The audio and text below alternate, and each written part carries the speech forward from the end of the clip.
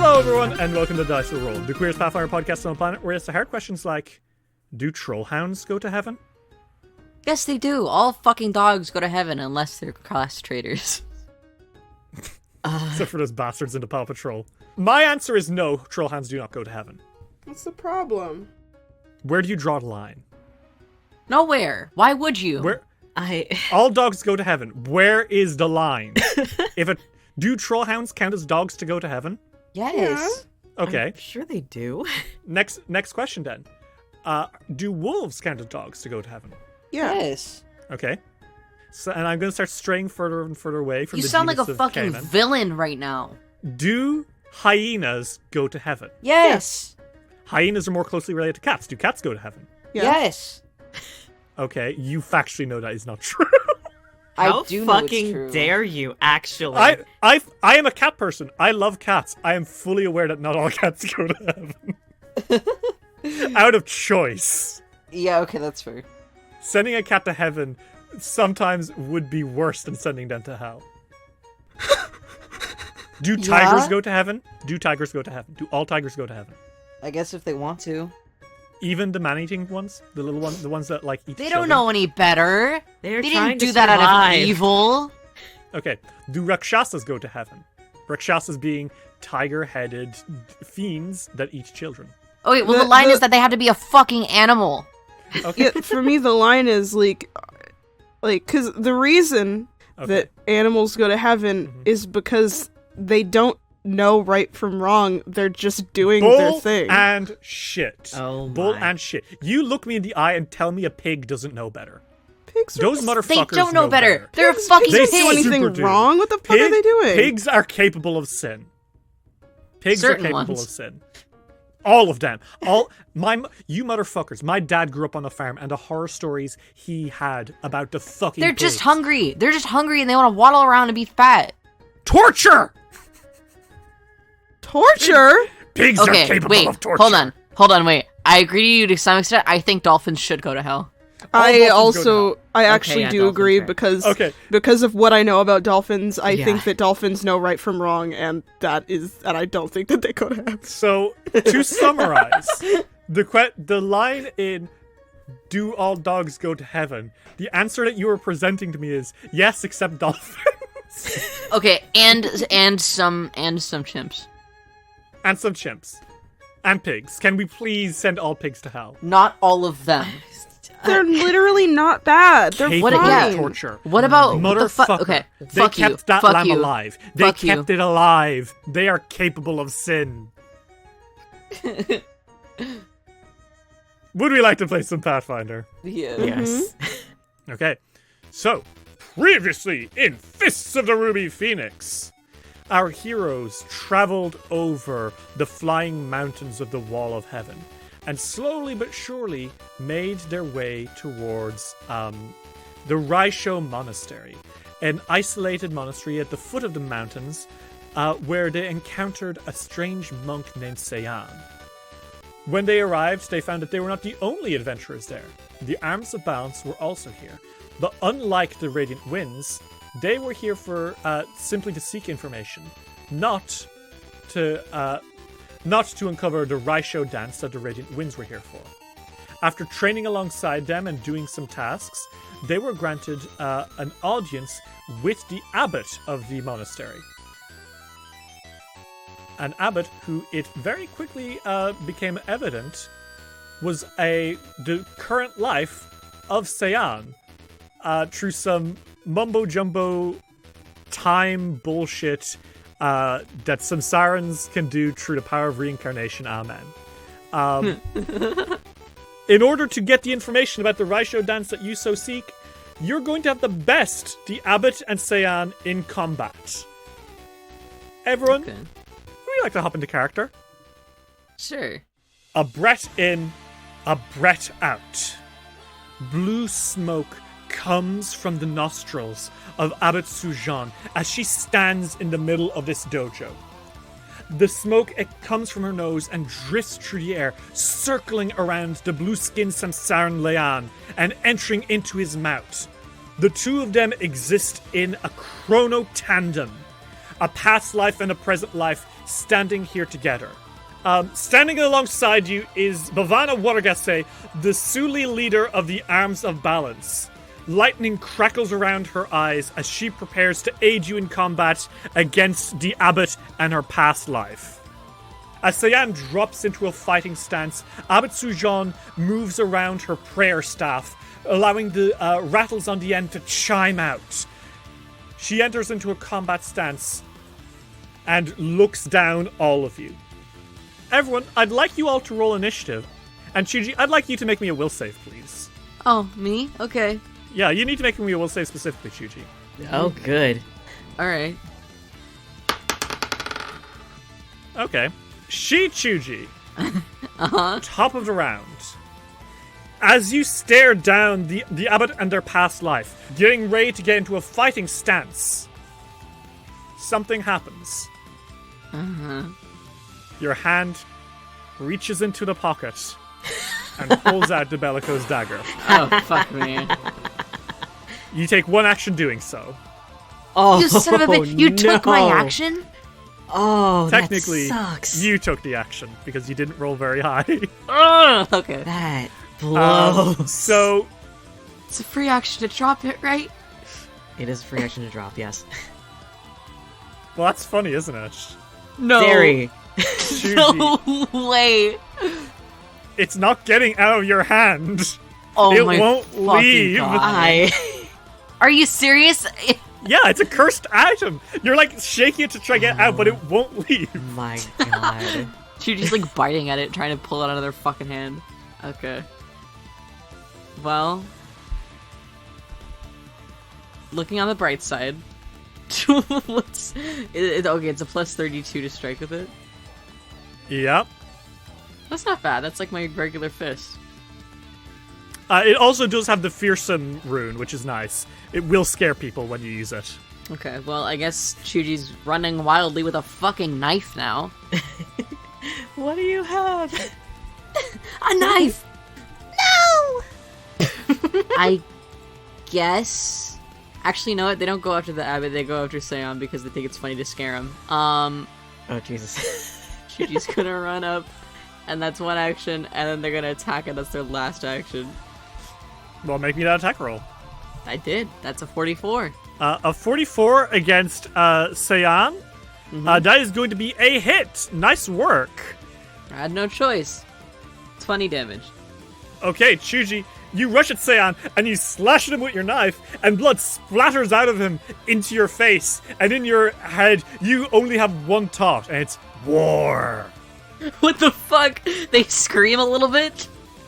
Seon, for what it's worth, doesn't really flinch. He almost Okay. seems to be in like a battle trance. Huh. Is that your turn, Chuji? I guess. Cool, this happens. He takes the 20 damage.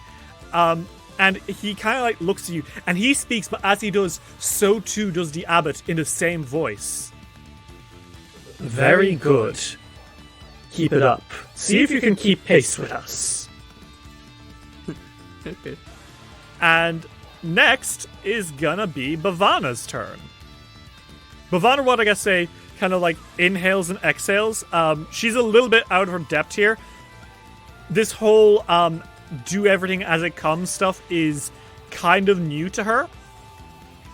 But she is going to rush forward. And I think she's going to spend 2 actions running up so that she is behind Seon. And she's flanking with you, Chuji. And she kind of like skids, and as she gets to the end of her like her dash, she kind of squats and then throws a roundhouse kick into the back of Seon. Slay. And that is going to be a critical miss. Ooh. She rushes forward, and you know that Bhavana is an extremely competent fighter. So I think it is extremely startling, Chuji, for you to see Seon turn around and almost like on instinct block that attack and launch a grapple attempt, which got too close. Holy shit. So Seon is going to try to grab her for free. And that is going to be a 38 against her Fortitude DC, which is just a miss. Just a miss. She almost gets pulled into this, like, fucking martial arts grip, and she stumbles back a little bit, eyes wide, before lightning crackles in her eyes, and she's ready to keep fighting. Mm-hmm. It is Abbot Sujon's turn. And very calmly, she takes a few steps back. And she is going to enter a stance. She is getting into Crying Bell stance. Cool. You see her raise her prayer staff, and with those like bells on the end, she kind of spins it around, and it makes the sound of a monastery bell, like obviously in much smaller scale. And she cups her hand into a ball, and she's going to make a temple bell strike at you, Chuji, because you're closest. And note that I said she steps away. That's because the temple bell strike, as she thrusts a palm forward, reverberates the sound of her prayer staff into a gong. And it shoots a sonic blast at you, Chuji, across the room, and that is a 45 to hit. Yeah, it hits. Okay. That is gonna be 30 damage, Chuji. Ow. You take that, fuck yeah. And she sighs almost contently and says, through a voice that again comes through her mouth and Sean's, good. This fight is going exactly as I remember it. It's good to fight you again, Chuji. Again? Before you can get any explanation, Senku, it's your turn. Golly! What the fuck? I think Senku is going to... I think he's going to go straight to Abbot Sujon. I think he's going to just immediately cast Hydraulic Push. Is it level 9? Yes, but also, I like it. So, deal with it. Well, go for it. 35. Okay. So, Senku, unfortunately, something interesting happens. So 35 is obviously going to be a miss. Uh-huh. What you don't expect is for her to catch the fucking hydraulic push in her cupped hand. Okay. Crying Bell stance increases your AC against range attacks. And she has captured your spell in her hand, making this a critical failure. And Senku, she grabs that spell and she shoots ki energy through her hand into you with electrical feedback. So you're going to take 6d6 electric damage, Senku. Okay. That's going to be 24 electric damage to you, Senku. You have 2 actions left. I like to say that when you fail a spell, it only uses up 1 action, because otherwise, rip doing anything on your turn. You have 2 actions left. What do you do? I'm going to use Frigid Flurry on... Okay. On our resident gay twink. He's not a twink. I just called him that out of habit. Seon? Yeah, on Seon. He's a twink. Godspeed. And that's that doesn't damage any of my allies. Yeah, it'll slink around them. I need a reflex save.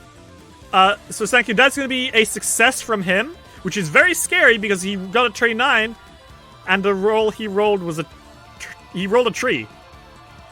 So he kind of like, I think you blast wind, and I think what happens is that he literally dodges individual snowflakes Matrix style, which is extremely impressive considering Chuji is blocking his line of sight. Mm-hmm.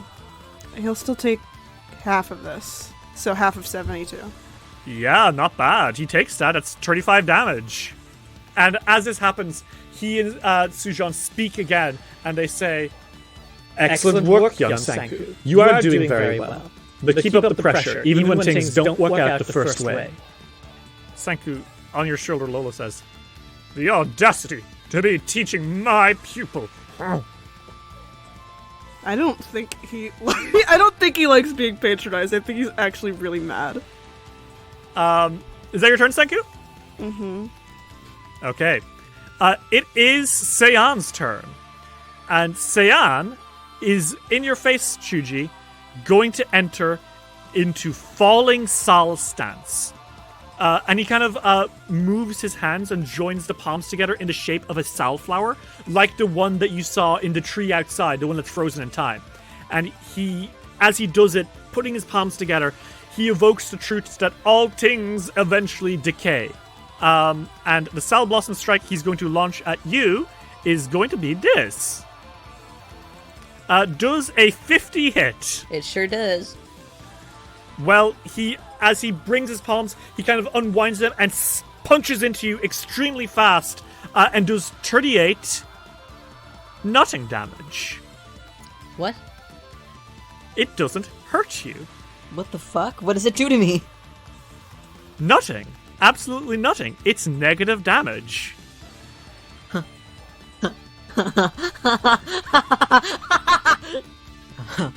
Cyan's eyes widen a little bit. Dipshit, I'm a deaf ear! He sighs and says, I should have seen that one coming. Oh well.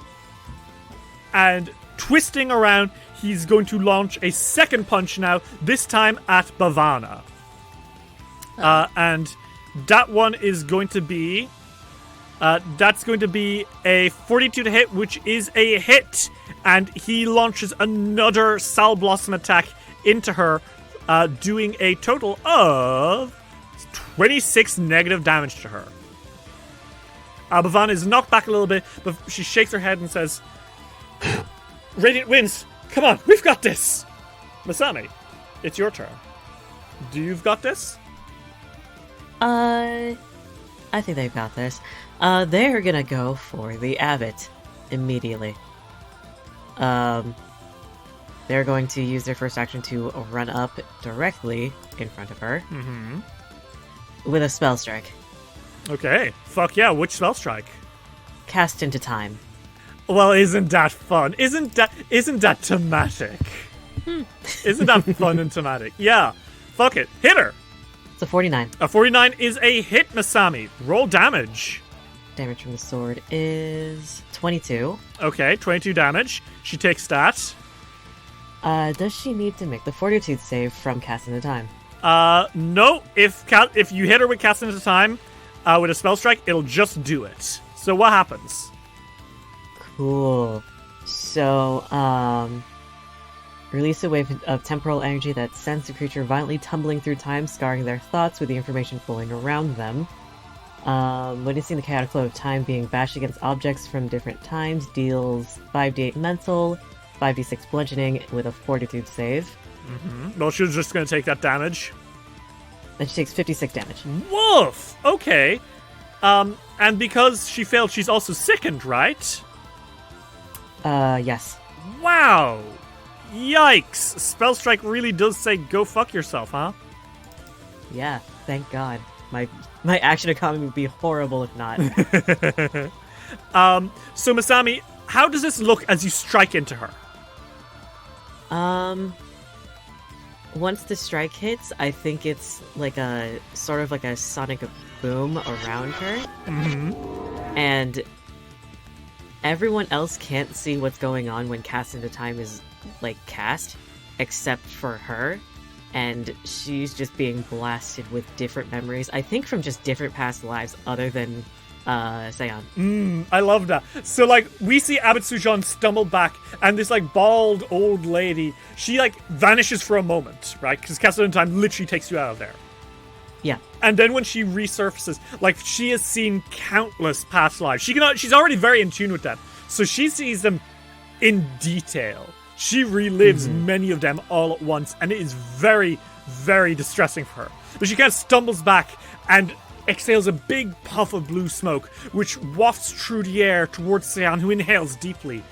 And she said, "Yes, I remember seeing you do that one. So that's what it felt like. Very, very good."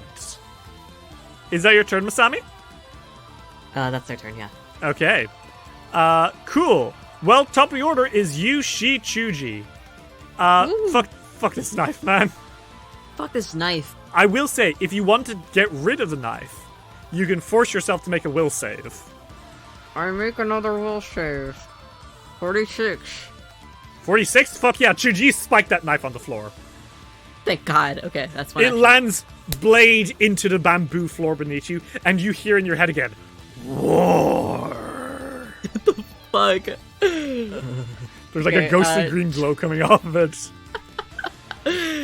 She's like, thank God. And they are going to enter Stoked Flame stance for free. Okay.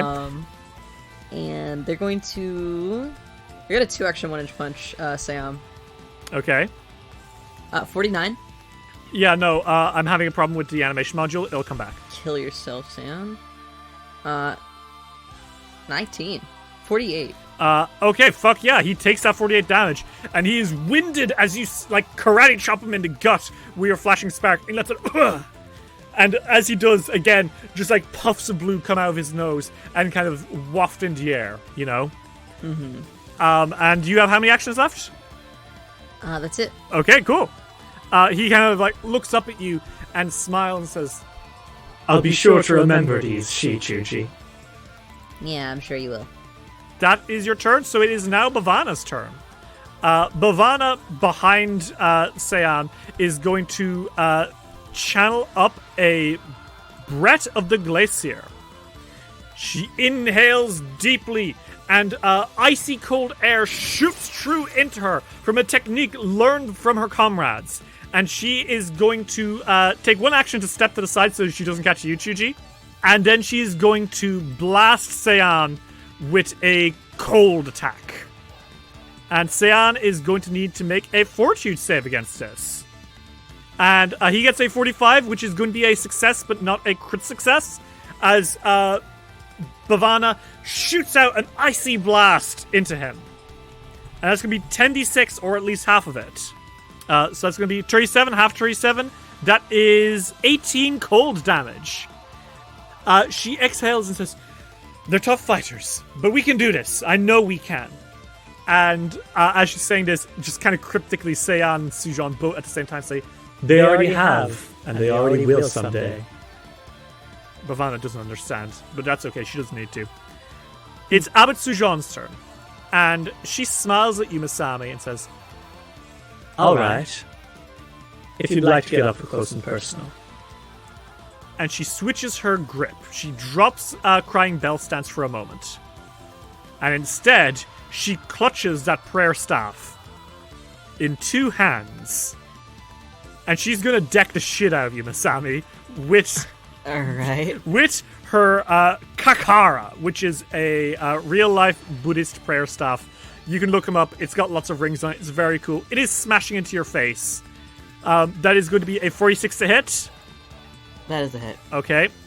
And that is going to be 29 bludgeoning damage as she bonks you across the face. Okay. And then she's going to try again. And the second one is going to be a 33 to hit. Miss. Okay. She swings once, swings twice, and I think you can't catch wise by the second one, right? You duck out of the way, and she just continues, like, approaching like this. Sanku, it is your turn. Grandma and Grandpa got hands. What do you do?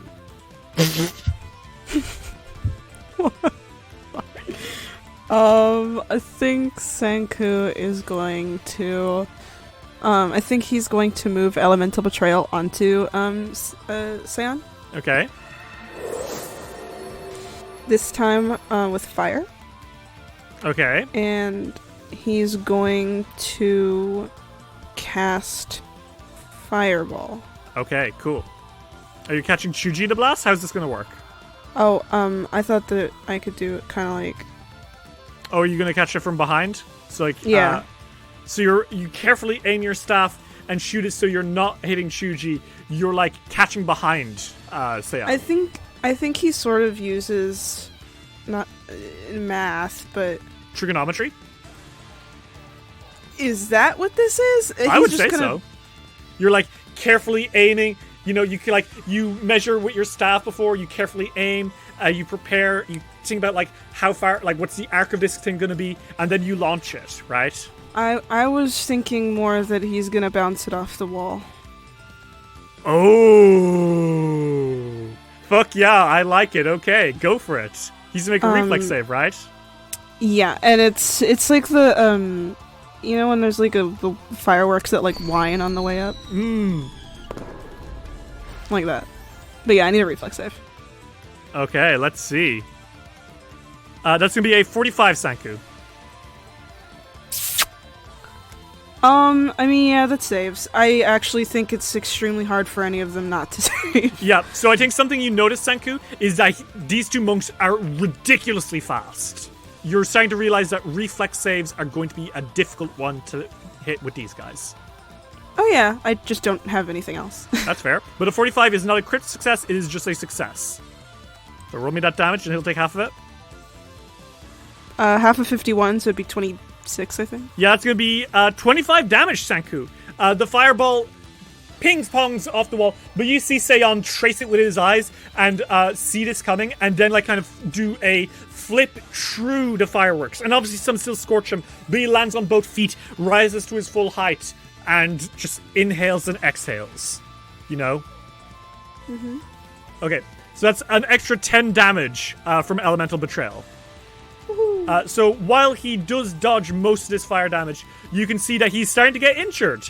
The volley of attacks is wearing down on him. Is that your turn, Sanku? Yeah, it is, yeah. Okay. Well, it is gonna be Seon's turn. And Seon, knowing that he cannot hurt Chuji, is going to slip around him and run towards you, Sanku. So he dashes across the map towards you. It's actually frightening how fast he moves. Scary. I kill. Yeah? Yeah. How come? Standing still. Okay, cool. You fucking clothesline him as he runs. Make me an attack roll against him. 41. A 41 is going to be a miss. Seon, you like reach out to grab him, but Seon moves like in the blink of an eye, much faster than you would have expected. The Samsaran races across the map, inhales a big like smoke cloud into his mouth, snorts it out his nostrils, gets into a stance, and Sanku, he is going to use a stunning flurry on you. And he's going to make 2 strikes against you using his Sal Blossom stance. So that is a 41 to hit you, Sanku? Yeah, it hit me. Well, in that case, he's going to do 26 bludgeoning damage as he kind of wrings his hands, and he doesn't really touch you that hard. It's more like he presses you in certain points, and it sends waves of decay through your body. Like you feel your body dehydrate in spots, which is unpleasant. He's going to strike again a second time. Does a 46 hit you, Sanku? Yeah. That is going to be another 43 negative damage. Oh my god. He fucking lays into you, Sanku, and you can feel your life force being battered at directly. So, Sanku, that is going to be a total of 69 damage. Take a hero point! Yay! You're going to need it because you now need to make me a fortitude save. 38. Okay, Sanku, unfortunately, that is going to not pass. You are stunned 1. There is something affecting you now. You feel your body shutting down partially. Like you stumble backwards a little bit, and you are hurting. Like, this sucks. And Seon smiles just politely in your face and says, It worked on you. That's good. Okay. So, Sanku, you will have one less action on your turn. Masami, it is your turn. So you just heard Abbot Sujan say that, and I don't think you know what it means exactly, but you glance over your shoulder and you see Sanku's getting the absolute crap beat out of him by this guy. Abbot Sujan is smiling serenely as she twirls her prayer staff around, ready to smack you around with it. What do you do? Alright, they're gonna go into Arcane Cascade. Okay. And I believe that this was mental or Okay, Masami, how does this Arcane Cascade look? It's the crown with the eye on top of it. Awesome. Okay. Masami, you wear that, adorning yourself, and shit's fucked right now. What do you do? Then they are going to disengage from this disengage from the Abbot. Their boy is in trouble. They're going to disengage from the Abbot and flank Sayam. Okay. And because they went to Arcane Cascade, they're going to spell strike again. Okay, cool. What's the spell strike? Probably like a gouging claw. Okay, go for it. 44. 44 against Sayan. That is going to be a hit because he's being flanked. Wow, you are lucky. Damage is 30. Okay, he takes that damage. Along with gouging claw. 34. So that's a total of 64 damage. Yup. Okay. You lunge at Sayan and attack him, and you can see that you're really starting to have an effect on him. It's starting to hurt, you know? Mm-hmm. Oh, right. I forgot. Also, because of fucking arcane, because of the spell that I used, which I believe is transmutation. Where's arcane shroud? Yeah, it is a transmutation. What happens? I believe it's fleet step, but let me see. Okay. Yep, it gives me fleet step. So I have a plus 30-foot stat bonus to my speed. Jesus, okay, Masami. How does this look as you kind of take a step back? They look like they got hit with a haste spell. They are a lot faster. They're kind of shifting positions really quickly. Ooh, I love it. Okay. Is that your turn, Masami? That is their turn, yes. Okay, Sayan doubles over, but he quickly gets back up, and it looks like he's moving his hands, preparing to cast something. You don't know what, but it looks like he's up to something. Chuji, it is your turn. Sayan ran away from you to start hitting Sanku, and now you can see the Abbot is pointing her staff at you, getting ready to drop back into Temple Bell stance, which is not going to be fun for you. What happens? What's up? Well, I switch into mountain stance. Okay. For free. Wink. Okay. And I'm going to rush at her. And flurry of blows. All right, you rush towards her, Abbot Sujan, who kind of smiles like she expected this to happen. She knew this was coming. She's seen it before. Hate that. 42 and 46. Yep, both of those are hits. Roll me that damage. And she'll have to make a 4G save to see if she's stunned, right? Mm-hmm. So 21 and 21. 42 damage, very nice. And fortitude save, right? Mm-hmm. Well, she's still sickened from casting at the time, so she's not really doing well with her fort. That's gonna be a nat 1! Chuji! Let's see what happens on a nat 1. What happens on a nat 1 with your stunning fist, huh? On a critical failure, she's stunned 3. She loses all of her actions next turn? Yeah. Okay, Chuji, Yeah. how does this work? How do you fucking stun the hell out of the Abbot? I think that they honestly just come out of nowhere for her. Which is weird because Mountain Stance slows Chuji down a little bit. I think feeling confident after not being able to be damaged by Seong, they just power the fuck through it and uppercut the Abbot so fucking hard it dislodges something for a second.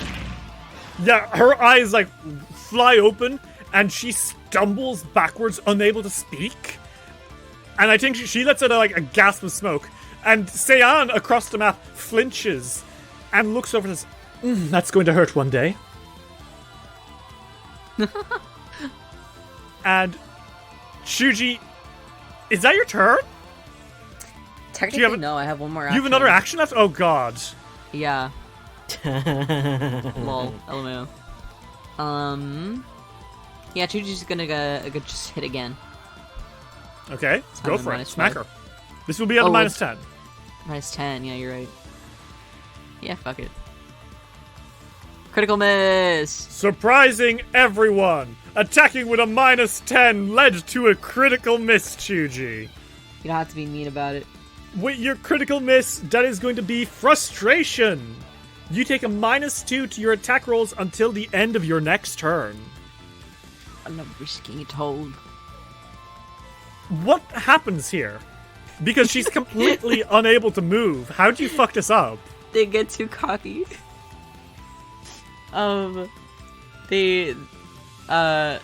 The rush was so good that they kind of it literally got to their head and they fucking just missed completely. They fucking whiffed the hell out of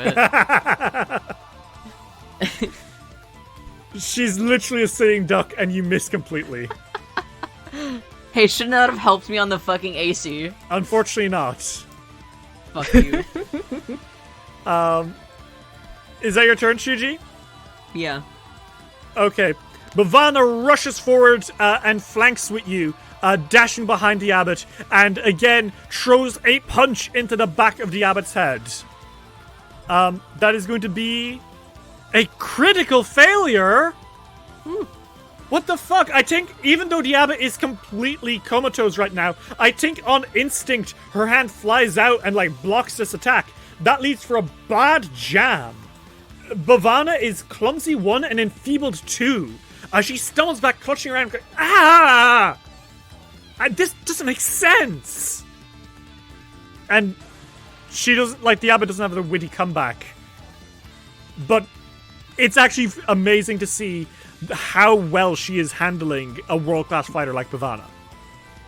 And I think on her last turn, on her last action, Bhavana is just going to enter Wild Wind stance. She kind of like swifts around a little bit and she raises her hands and she starts sending out waves of energy through her. And she's going to be able to start doing all sorts of cool wind-powered stuff now. It's the abbot's turn. She stumbles around, unable to do anything. Senku, it's your turn. Sean is in front of you. You are stunned. You only had 2 actions this turn because you just got like... You feel this like universal decay inside of you, like the feeling of the oncoming death of the universe. And I think that's like stopping you from fighting at your peak for a moment. I think he gets scared and casts God, what's it called? I think he casts a dragon form reflexively on Loa. Oh, okay. Well, Sanku, you getting scared certainly does that. And Lolo Sadagat suddenly rears up in full titanic size. A clash of thunder and a snarling of teeth. And Lolo Sadagat says, "Step away from my grandson." And Sean looks up and says, "Oh my." Lolo gets 1 action on his turn because he's independent. What does he do? I think he is going to, I think he's going to attack, Seon. 44. 44 is a hit. No. That's going to be 3d12. Yeah, 3d12 plus 3d12 plus 12 damage. What? What's up? Why are you laughing? Because Dave used a melee attack. Oh my fucking god. Jesus fucking Christ. It's too bad I only did 46 damage. It's too bad. Oh, I but wish what that if there was somebody a- else could come and help me. Oh, but what if there was a follow-up? What if there was a nice follow-up? Because Masami is part rogue. Oh, for fuck's sake. I like that you said, Opportune backstab. I like that you said part rogue, like it's in their race. Yo, nat 20. Uh-oh! Masami, how does this look? It's the classic fucking Flash. You're right. You're on the other side of the person with the sword held up, and they're just on the floor. Yeah. Okay, well, roll me this damage. Let's see. Will this be enough to take out Seon? So 38. 38. Masami, you run him through with your sword. And Seon blinks. And he turns, and I think he bows. Before exploding into a cloud of smoke.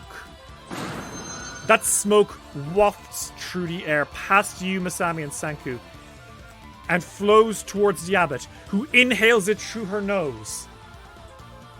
And her eyes open. And she's facing against you, Chuji.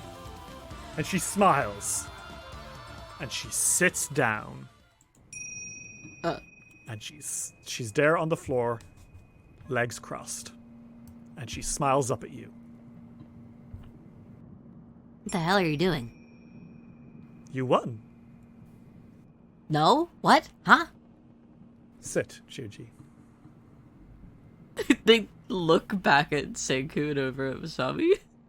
Seance not there anymore, I guess. Yeah, but... And Lolo's like fucking dragon form. Like, you see Senku is like, has these like glowing black spots all over his body, like in bruise shapes. Masami is like still in like arcane cascade mode. Lolo's a giant dragon. Bhavana is behind her and like clutching her hand. And the abbot just sits and is immediately out of combat mode. Like, she doesn't even look like she was fighting a moment ago. She's just cross-legged on the floor with her staff in her hand. Wait, so you're just done? You passed a test. But... Chuji is really unsatisfied with that. You have to understand. My past lives and I are one. You weren't fighting two people. You were fighting one person. So, cool mechanic. They share HP. Oh, neat. And when you took out Seiyan, that's like, okay, cool. It's done. Okay. It was wonderful to fight you again, Chuji. Wait, what do you mean again? I already did hundreds of years ago. True Seiyan. Oh, right. All of you, come close. You all did magnificent. And I believe I owe you some explanations and discussion, don't I? A little bit. Lolo's still fucking big. Do you want Lolo to stay big? He can turn small whenever he wants. Sanku's gonna start healing himself. Lolo likes to be big. Comes up behind you. Are you staying that size? For as long as I can. Okay. Which is about... Okay, just try not to squish us. Which is about a minute. Because he immediately turns back into baby Lolo. Abbot Sujan kind of smiles. She is literally just sat cross-legged on the floor where she was in the middle of that fight. And she gestures for you all to come close. And I think Bhavana looks at you, Chuji, with this face of like, what the hell is happening? They're looking at Bhavana with the same expression. And the abbot just sits there and says, now, what is it that you all came here for? Well, we were trying to summon the celestial dragon. We're trying to rescue, the Ruby Phoenix. Because she got this...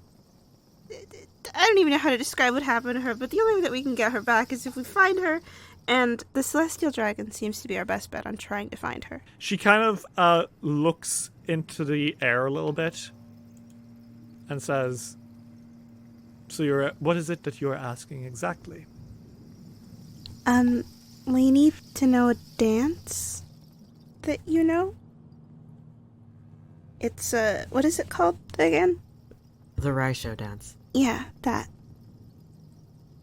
She kind of smiles a little coyly and says, the dance you've been taught since you got here? What? Everything you've done has been training for the Rai Sho dance. Ow. Like, the tasks? She, again, gives you that coy smile. This, like, badass, bald old granny smiles at you. And she says, the dance is a long one, but it has steps that you've already performed. A sweeping of hands. She kind of cuts her hand through the air, kind of in the same way, Masami, that you cut down those trees. A spiraling of feet. And she kind of like waves her hand in the air like a spiral. And Chuji, in your heart, you know that is the exact same path that you chased that yak. The ringing of bells. And thank you, without without explaining it too much, you are fully aware of what that means. Mm-hmm. The bells that you rang. A combination of tales. And Masami, you think back to the sand that you worked with. And before all that, to prepare the dance itself, a battle among the greatest. She bows her head a little bit. Following this, I'll happily teach you in better detail the steps of the dance. But in short, it is that. All of those are the steps of the Rai Sho dance. I see. But this alone will not get you the dragon. I hope you are aware of this. Oh, yeah. It just seemed like a good first step. It is indeed. Now I must ask of you, have you got the other steps? No. No, not yet. We came not just for the dance, but also hoping that you might have some more information. Ask away, and I shall respond. What about the tree? What was it called? The boundary tree. Oh, yeah, that one. There is one. One final of its kind remains here in the mountains. One of the last of its kind. But getting to it will not be an easy task. It remains in the blasted lands. The blasted lands? That crater that roars and roils. A prison for two of the most dangerous entities to ever cross through Tian Sha. And her eyes open, and she looks at you all and says, two eternally locked in combat kaiju. Ah, jeez. Would everyone like this to again. make me a quick society check? And Chuji, I will let you specifically use Ruby Phoenix lore. It's not related to Ruby Phoenix exactly, but I'll let you use your information from the museum, because I think you might actually know this story if you're lucky. Okay. Here you go. Okay. Chuji and Sanku, you both know this. Masami, you're not really aware of it. This is news to you. But Chuji and Sanku, you two both from different sources know about this story. And I think that makes you go, ooh. Mm-hmm. Because, yes, centuries ago, there was a story of two kaiju. Alru, the earthbound kaiju of destruction, and Toraloa, the flying source of alien life. What? One, These names are crazy. the two of them are eternally locked in combat, one capable of infinite destruction, the other capable of infinite birth. Mm-hmm. And aeons ago, these two kaiju brawled across Tiansha. They were only stopped when they were locked in a caldera, like a giant crater, and sealed there by a wish from the celestial dragon. And two things occur to you. Number one, Chuji, do you remember when you were on the Solar Jan and you saw these giant shapes in the clouds? Mm-hmm. Uh-oh. Uh-oh. Uh-oh. That was them. Alur and Talarora. The two dueling kaijus. Oh my god. The second thing that occurs to you is that that's where the boundary tree is. Oh my god. And you're going to have to go into it. Chuji's got like their hands on their face, like dragging down, thinking about it.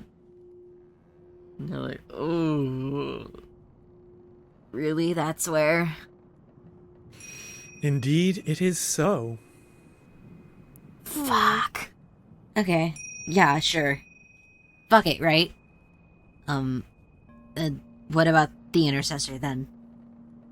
What do we do about that? You wish to be named as the intercessors of the celestial dragon? Can we be? Do we need to find someone? Once upon a time, You would have only had to ask us.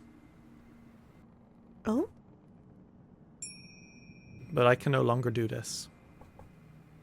Why not? There can only ever be 2 intercessors of the Celestial Dragon. One is the firstborn daughter of the ruler of Quain.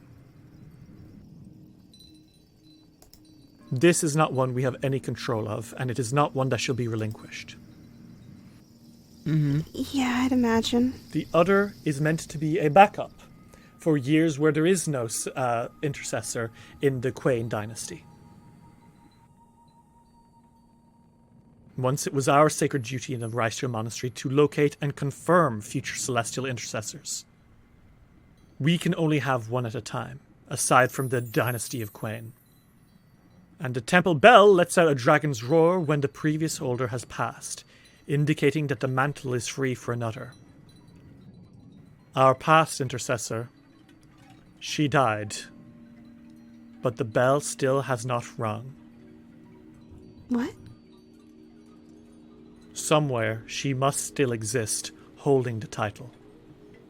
It cannot be passed on until she passes on. So she's not dead. And yet she does not live. Is it possible that she's undead? The abbot looks at you with a wary eye, Senku, and I think that confirms everything you need to know. Oh, boy. Do you have any way to locate this person, or... Yes, we know where she died. Where did she die? Jinhei. She loved her battles more than her studies. While there is righteousness in striking down the forces of evil, I feel she loved it more than was healthy. She eventually lost her life at Kaifen Bay, the black beach of the Wall of Heaven. What do you know of Kaifen Bay?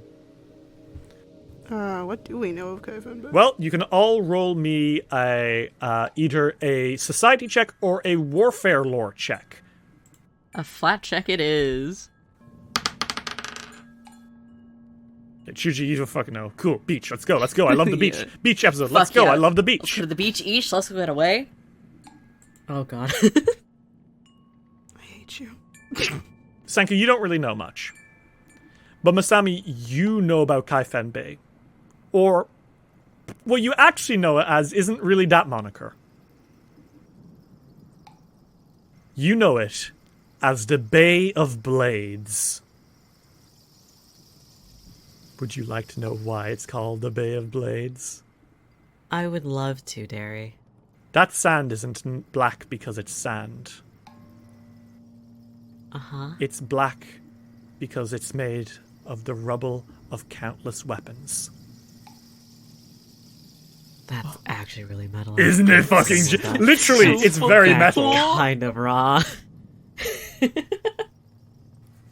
The Bay of Blades was once protected by a unique formation of naturally occurring basalt columns known as the Adamant Cousins. They were about to be destroyed by a massive earthquake, but they were saved by the interdimensional museum curator Hao Jin, the Ruby Phoenix. She saved these columns from destruction and put them in her tapestry. Though the exquisite natural formations remained safe, their disappearance left Kaifen Bay exposed, and the bay became a strategic landing point for invading armies. Countless battles have been waged upon its shores, and the rusty weapons buried throughout the sand have since disintegrated and now give the bay its current moniker. Sick as fuck, right? That's pretty Yeah, fucking that's cool. sick as fuck. So, Masami, that's what you know. The others don't really. Okay, so the Black Beach or the Bay of Blades, then. That's where we'll find her. If you'll find her anywhere, it's most likely to be there, yes. Okay. Undead tend not to go too far unless they're being controlled, so best bet. Yeah. Alright. Cool. With these three, you'll be able to summon the Celestial Dragon and continue your quest to rescue the Ruby Phoenix. But I have to ask. And she kind of like opens her eyes again, and there's this there's a look in her face, right? Like a really almost scary expression. Mm-hmm. How much are you willing to give up to get what you want? I'm just here to help people. That's not an answer to my question, Witch Prince. The journey ahead of you will require sacrifices. Are you willing to make them? She asks an 18-year-old. I don't know. There's a lot riding on this, and there's a lot of people relying on us.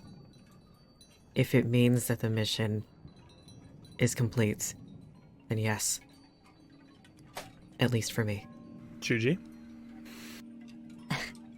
I'll lose a lot just to not lose. Yeah. Good. Come outside. Let's teach you the Rai Sho dance. And with that, she kind of stands up.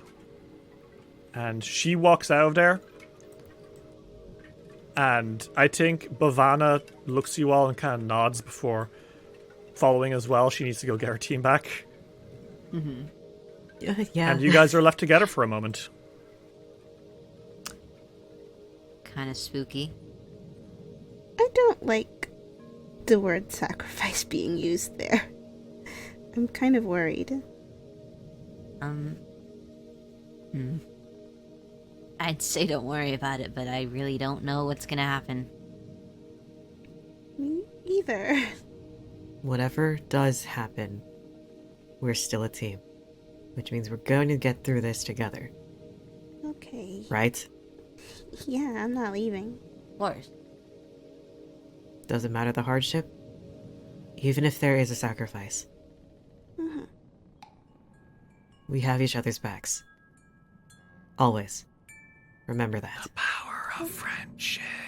Shut up. I'm gonna murder your ass.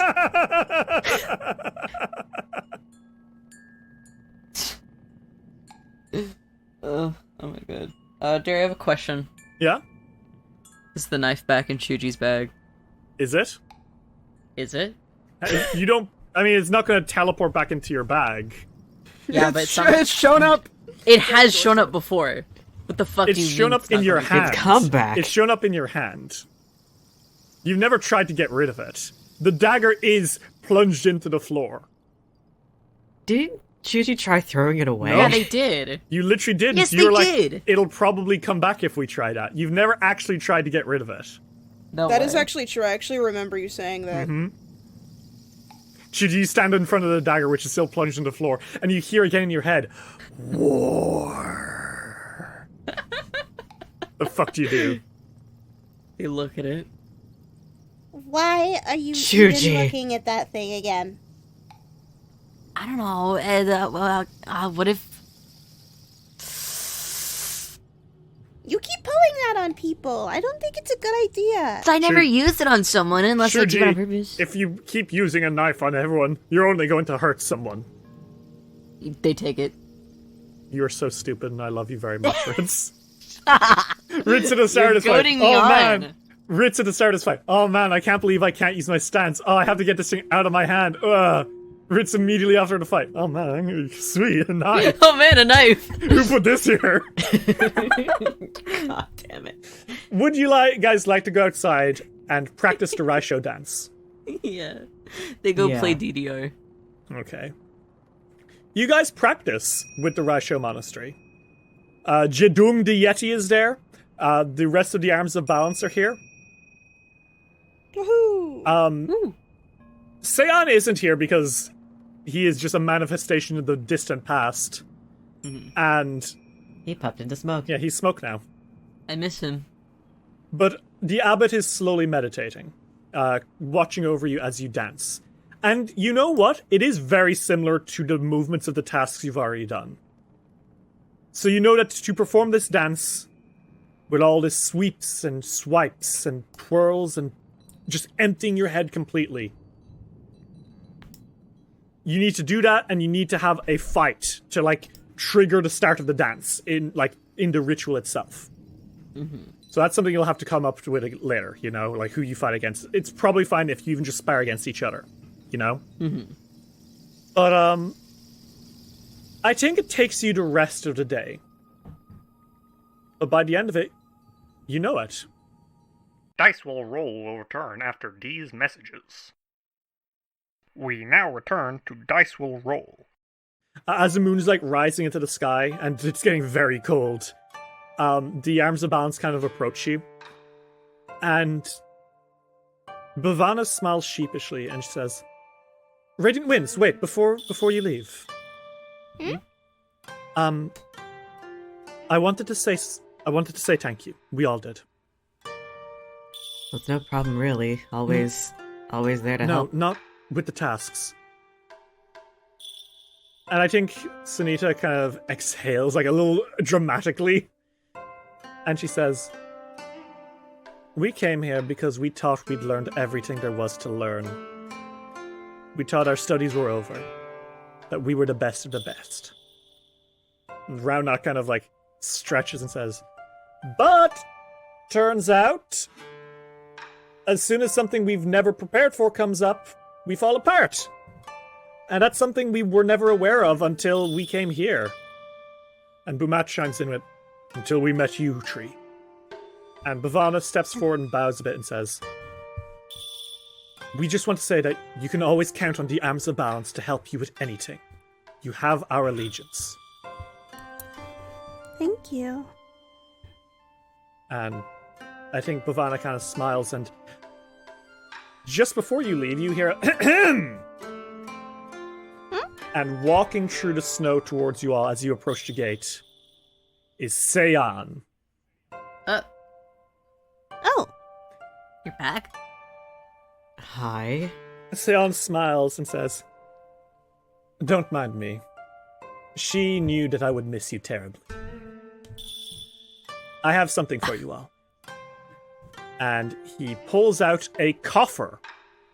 And he holds it out in front of you all. And he says, these are some treasures that the monastery have gathered over the many, many years. The abbot feels that perhaps you will be more suited to them than us. Oh. Would you guys like to open the coffer? Yeah. Well, inside you find an assortment of treasure. Some beads of faithfulness, which act like phylactery of faithfulness, except you don't need to follow a god. Essentially what the beads of faithfulness will do is that every 30 minutes you can cast augury and ask fate what it has in store for you. There's the possibility tome, a grimoire with an array of precious stones set into ornate silver and beaten copper. When you open the book, its vellum pages are blank and pristine, but once it's activated, words dance and swim onto the pages before your eyes. As you flip through the book to find a broad topic you want to know more about, you can make an arcana, crafting, medicine, nature, cultism, religion, society, or any one lore skill, and this book will fill with lore on those books, or on that information. Giving you a +3 item bonus for 24 hours. These spectacles of piercing sight. They have lenses set in silver frame, and they let you literally see through solid matter for 1 minute. Damn. Oh. You can see through solid materials up to 20 feet away. Even if you have no light, you can see it as if there were. You can see through 1 foot of stone, 1 inch of metal, or 3 feet of wood or dirt. The light weave scarf, which is some glittering cloth. If you wear it on your armor, you get a bonus to creating a diversion. And if you wear it in your weapon, if you hit someone after you cast an illusion spell on them and activate the scarf and then you smack them around, the weapon will become enshrouded in illusory pattern and confuse the target. You can also use it to cast dancing lights, vibrant pattern, and scintillating pattern. Ooh, okay. An unusual flower, which you realize is a blossom from the sal tree outside, the one that's frozen in time. And this particular one is also frozen in time. And you can tell that that would sell for a lot of money. Let's say 10,000 gold. Oh. Okay. Lastly but not leastly, something catches your eyes, Chuji. Yeah. A pair of gem-studded golden anklets. Yeah, what's that? It resembles something you've seen recently. A pair of anklets of some sort, perhaps.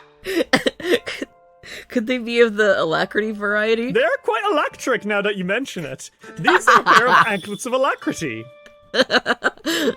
An apex item that boosts your dexterity, gives you water walk, and it gives you a huge buff to your acrobatics. It also makes Chuji drool. Sayan holds out these treasures for you all and says, "Help yourselves, Radiant Twins." Before he even finishes speaking, Chuji grabs fucking anklet. Not even going to ask you. Okay. All right. That's mine. Okay. So be it. He looks at you, the rest of you, with like a slightly confused face. Masami just shrugs. Chuji, do you put on the anklets of alacrity? Yeah. As you put them on, you feel so much lighter on your feet. Oh my god. Yeah, you now have a 21 to your dex. Meaning you have a 21 to your dex and a 21 to your strength. Jesus. Goddamn. Chuji, like, bends down to, like, put them around their anklets, and they, like, stand back up, and they just start, like, hopping in place, and they feel so fucking good. They're jazzed about this. Sayan nods. It looks quite dashing on you, even. Oh, thank you. And they, like, stick their leg out. The rest of you, help yourselves. What else would any of you like? Oh, thank you. The spectacles and the lightwave scarf are very nice. Mm-hmm. Is that a tome? I think Senku may take the tome. Okay, you want the possibility tome? Yeah, Senku, in a complete opposite to Chuji's, like, thank you so much. Okay. He very, very gingerly takes the possibility tome. Okay. Is there anything else you're interested in? I'm not sure. I mean, if there's stuff that anybody else doesn't want and looks useful, then yeah. I mean, the beads of faithfulness might be good for you specifically because religion. True. Plus, someone else needs to take the augury spell. I can't do it again. I can't do it again. I'll do it. I got it. Okay, so you take the beads and you put them around your neck. You take the big book and you put it in your bag. Mm-hmm. Masami, what are you taking? Masami's probably going to take the spectacles of piercing sight. Mm-hmm. You want the lightweave scarf as well? Because I think it works best with you. Yes. Deception checks to create a diversion? Yeah, I'm gonna need that. Well, are you putting it on your armor to get better at creating a diversion? Or your weapon to confuse people after illusory spells? Oh, I do have some illusion spells, is the thing. I think they're just gonna take it and they're gonna think about it. Okay.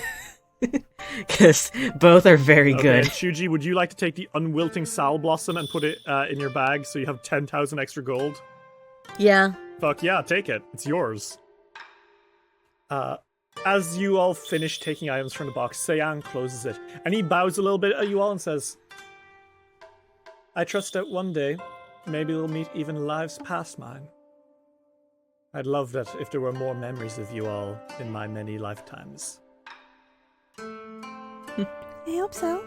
And he bows before kind of standing up straight and saying, oh, no, where was I? Gatekeeping duty, yes. Oh, I just got here, didn't I?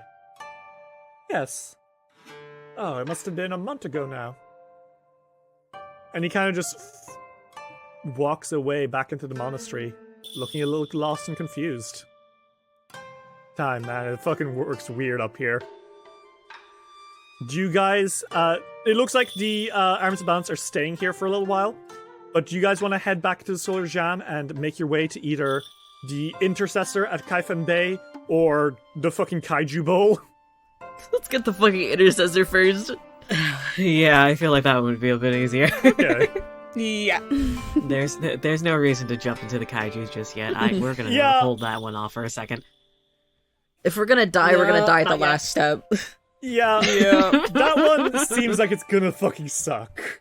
At the very least, it'll give us a little determination to fucking get the thing done. Just do the damn thing. Well, you spend some time back on the Solar Jam. You get a good night's sleep, and God knows you've earned it. You chat with Yo and Last Brett about all the things you saw at the Rai Sho Monastery, and you have a hearty breakfast. All the meals on this thing are... I mean, this is essentially a pleasure yacht, right? Like, it's gonna have really fucking good food. The only bad news... Actually, no, you know what? I was gonna say it's bad news because Last Brett are the cooks. But look me in the eye and tell me Clover isn't the best goddamn chef you ever ate from. Clover knows what the fuck they're about. That's fair. That's fair. I think we're gonna cut to maybe the afternoon after your departure from the Rai Sho Monastery. And you're all kind of like leaning off the side as you're flying through the mountains. You can see in the distance the flash of immense silhouettes in thunderclouds hidden away in the mountains, and you don't think about it. How are you guys doing and thinking as you start approaching Kaifen Bay properly? I think Senku is feeling hopeful and excited. I think he likes this airship thing. I think he thinks it's cool. Plus, I think it does kind of remind him on being on a regular like boat. Mm-hmm. It's just in the sky, so I don't think that he's in any discomfort or anything. Mm-hmm. So I think he's happy. I think Masami is meditating and definitely not thinking about the kaijus. They are looking away. They are looking away. They aren't acknowledging that they are there. You hear an elephant-like scream in the distance. That could just be an elephant.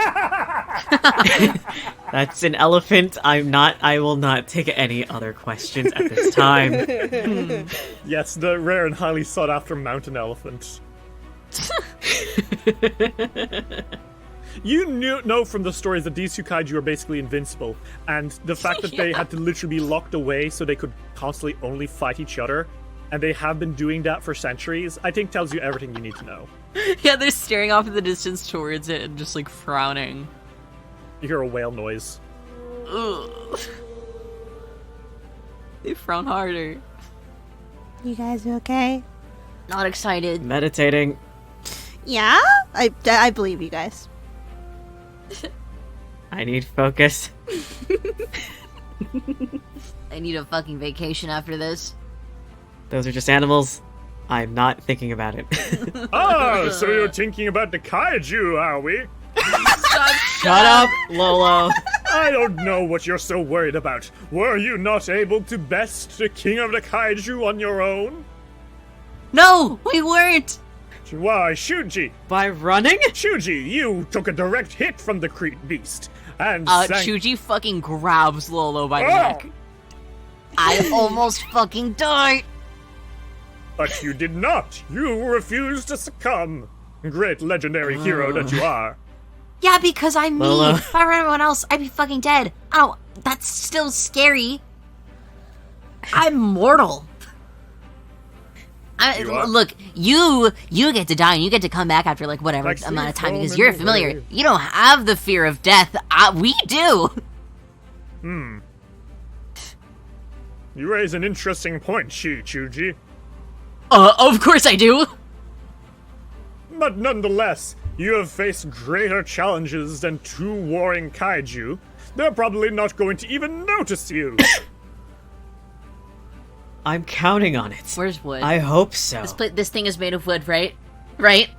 There's some wood around you. They knock on it. That was showdown, Chuji. Do it again. Fuck you. Chuji thinks about throwing Lolo off the ship for a He second. can fly. They do it. Wow. How fast does he Chuji, catch up? what's that about? He flies back. I'm sick of it. I think it's... Lola, I swear to I God, think it's- please, I'm trying to I meditate. think as you're saying this, Masami, your eyes slowly drop and you see Kaifen Bay. And you see something you weren't expecting. Oh? On that beach of black sand made of centuries of rusted iron, you see 3 people are standing on the beach. They do a double take. What? And you're approaching from like you're coming in for a descent at this point, right? Mm-hmm. Yeah, probably. Would you all like to make me a perception check to see how good you can squint? Sure. Why not? Sanku, wait!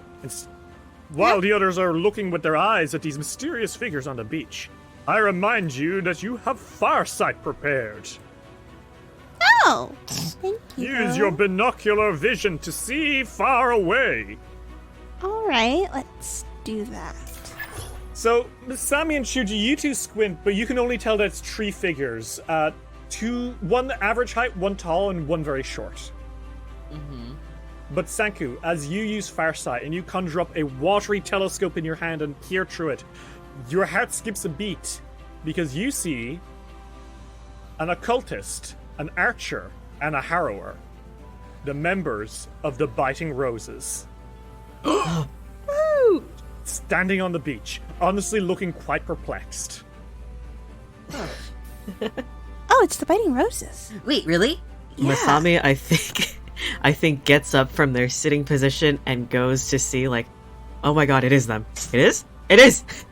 Yeah, it's them. Hell yeah. How far away are they, Darian?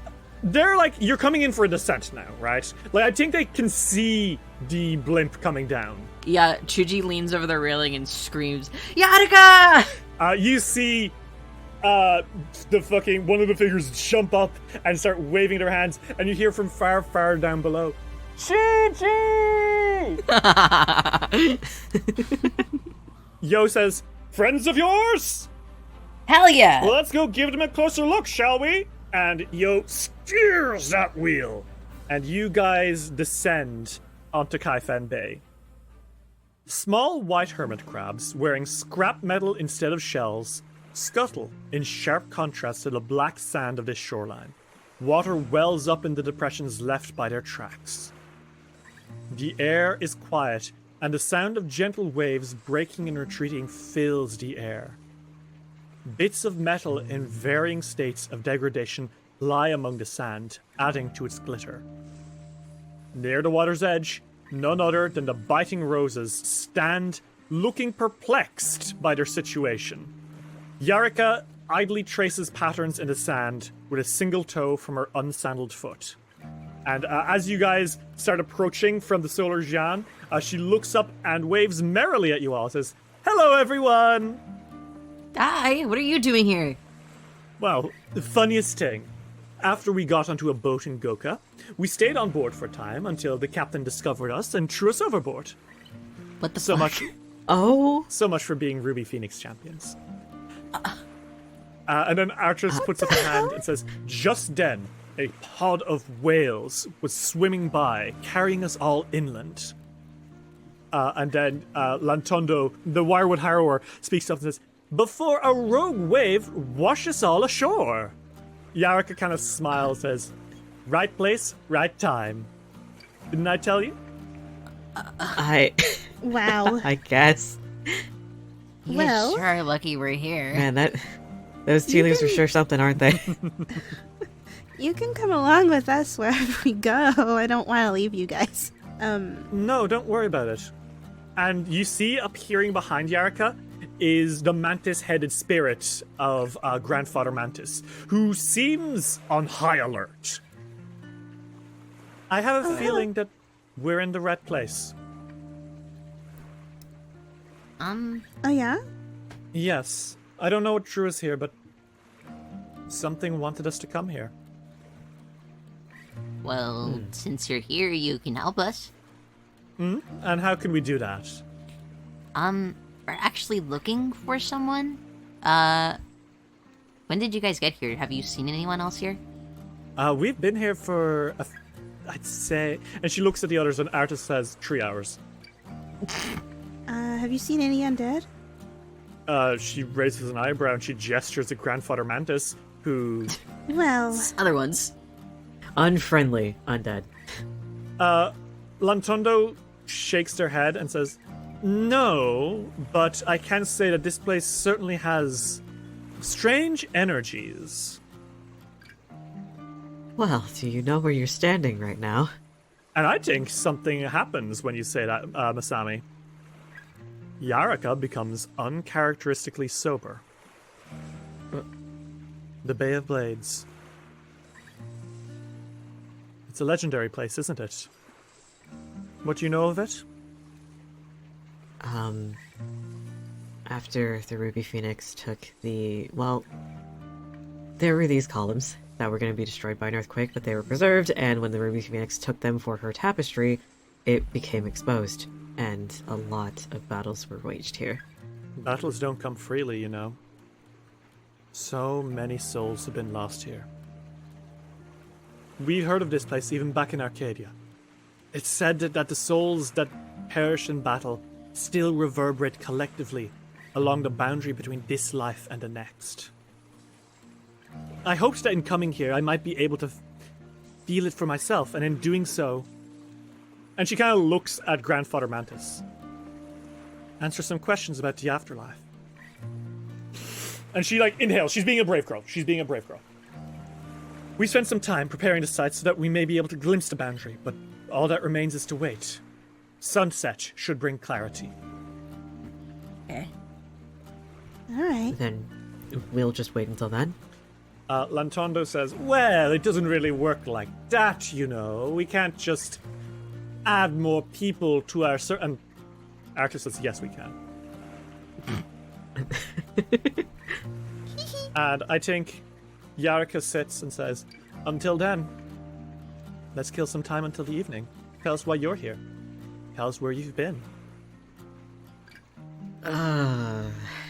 Senku starts with, well, we went to these mountains, and then Yeah, do you guys tell them everything Yeah. that's happened where you've been? For sure. Yeah. Okay, you all sit in this big prayer circle. You talk for a while, you know, a good while, like a few hours. Maybe play some cards. You find out more about their homeland. You find out how, maybe not from words, but you find out how uncertain Yarika is about Grandfather Mantis. She doesn't know who it is. She calls him Grandfather because she'd like to believe that it is her dead grandpa, the one who taught her all this occult magic. But it could be anyone. It could be anything. And she worries that maybe she won't like the answer. But not knowing the answer is worse than knowing a one you won't like. And I think you are talking for a while, and as the sun starts to set, suddenly something happens. I think you're mid-sentence, Chuji, about something. What are you talking about? What are you talking about to Yarika? God, they're probably talking about how they bodied that yak. You're in the middle of saying, and then I opened up a maze to the ruby feet. You go quiet because you stare behind Yarika. Mm-hmm. A fog is rolling in. Whoa. Yarika perks her head and says, it's time. Everyone? Yeah. She links hands with her party, and she gestures that you do the same in your prayer ring. Mm-hmm. I need everyone to make me an occultism check. You are all very disoriented by what happens next. The fog passes over.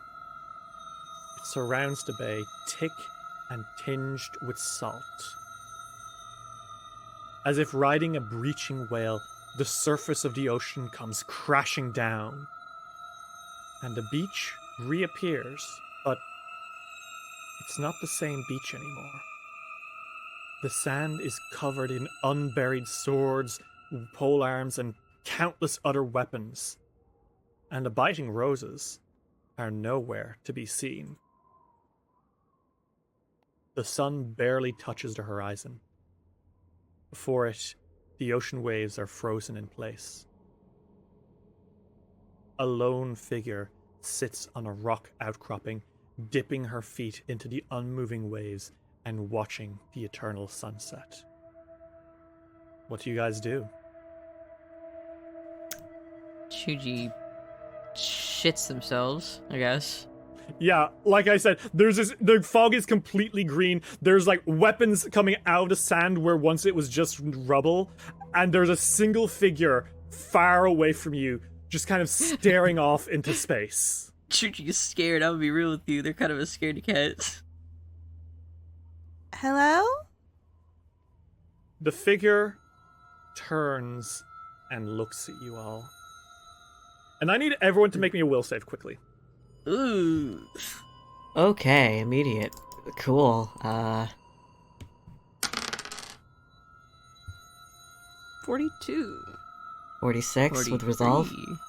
I also have resolve. Path to Perfection. Okay, Chuji, you catch your hand before it does it. Your hand is reaching to take out the bellicose dagger. Oh, shit. Do you stop yourself? Yes? Congratulations, that was the right move. With anyone else, it would be fine. But not with the specter you see before you. She's beautiful. Or maybe she was once. A young woman, too young to be dead. She has long hair tied into a high-top ponytail, which still goes down to her back.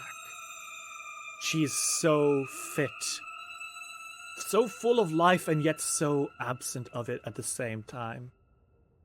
She clutches two hook swords in her hands. And she seems to be made of the same fog that you see around you. She looks at you all and points a hook sword and says, "Who are you?" We're the Radiant Winds. We're a group of adventurers. Who are you? I am Jinhei. I was an adventurer too once as well. It's nice to meet you.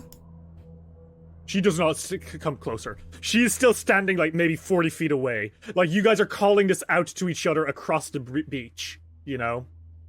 As those frozen waves just hang perfectly still in the distance, reminding you that you are not in your own world. She takes a step closer, passing by a katana which is like wedged into the sand. Behind her, a pole arm with a flag stands with the flag unflapping. How did you all die? Die. We haven't. Then how are you here? We were looking for you, actually, I think. Why would you come looking for me? She Were takes a you- step closer. Were you an intercessor? Once, yes, but I failed at my job. What happened? She takes a step closer. She's now 25 feet from you all. One good jump of movement and she could kill you all. I died. I'm sorry. It was my own fault. I took on far more than I should have. I saw myself as righteous. I told myself that heroism came with no cost. And for that I was slain. And I let my partner be slain too. You had a partner? Yes, he's here with us. Oh? Right behind you.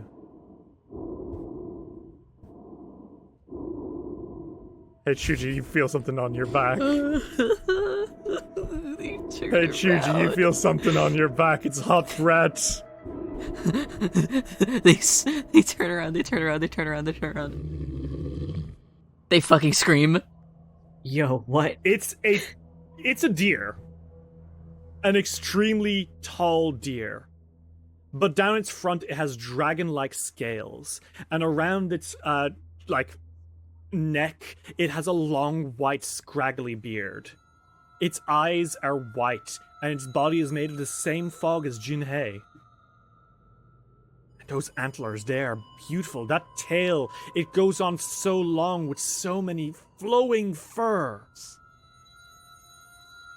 And I think all of you being from Tiansha recognize a Kirin when you see one. Oh? Aha. It is Holy shit. standing right behind you all, and it's just breathing heavily. It was not there before. You know that shit was not there before.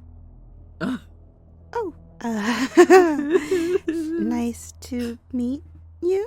Sanku, I don't like this. Is it too late for us to go home? Yeah, it is. Jinhei takes another step forward. Her hand traces over a deadly-looking kama that is like lodged into a boulder near her. Let's calm down. Fight me. Fight me. I can hear it agonizingly.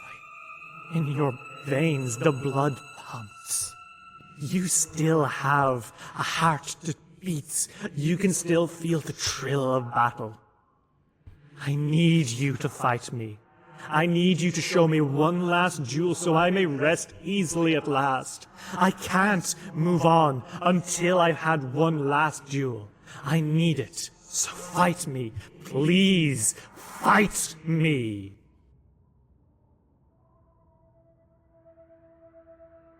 I mean, I guess if you ask so nicely, like... if it's gonna help you move on, then... fine. She exhales. Thank you. Thank you. She bows her head a little bit. And then she draws 2 fucking hook swords, swings them and clangs them together.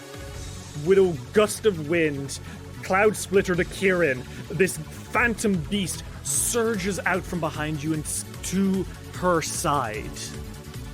She swings both swords and drops into a fighting stance, and she dashes forward, ready to strike the radiant winds with hundreds of years worth of pent-up anger and aggression.